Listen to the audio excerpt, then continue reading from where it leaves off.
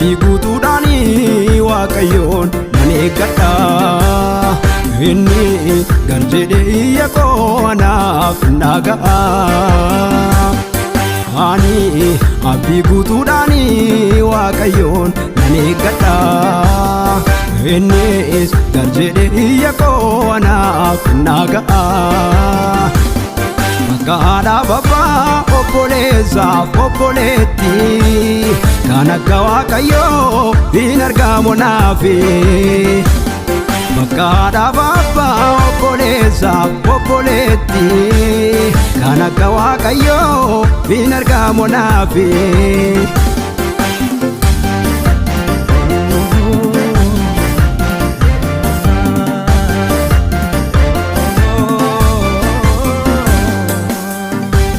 Waaqayyoon warri eeggatanii qaaniidhaan lafa ilaalanii. Waaqayyoon warri eeggatanii qaaniidhaan lafa ilaalanii. Anis abdii guutuudhaani waaqayyoon nan eeggadha. Waaqayyoon nan eeggadha. Waaqayyoon nan eeggadha. Waaqayyoon nan eeggadha.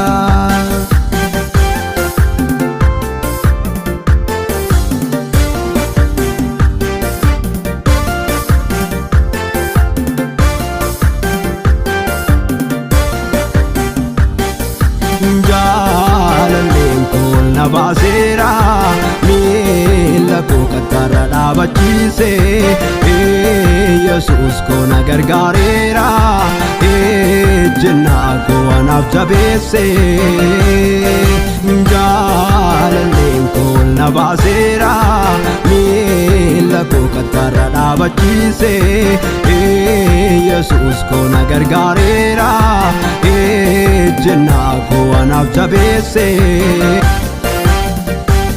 Waaqayyoon warri eeggatanii qaaniidhaan lafa ilaalanii. Waaqayyoon warri eeggatanii qaaniidhaan lafa ilaalanii.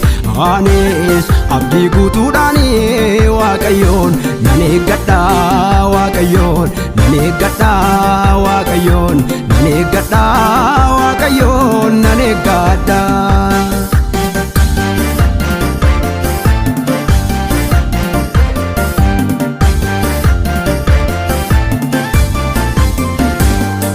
Ganama boroo ka'ee akkamittiin akkan dhufe yommuun yaadu.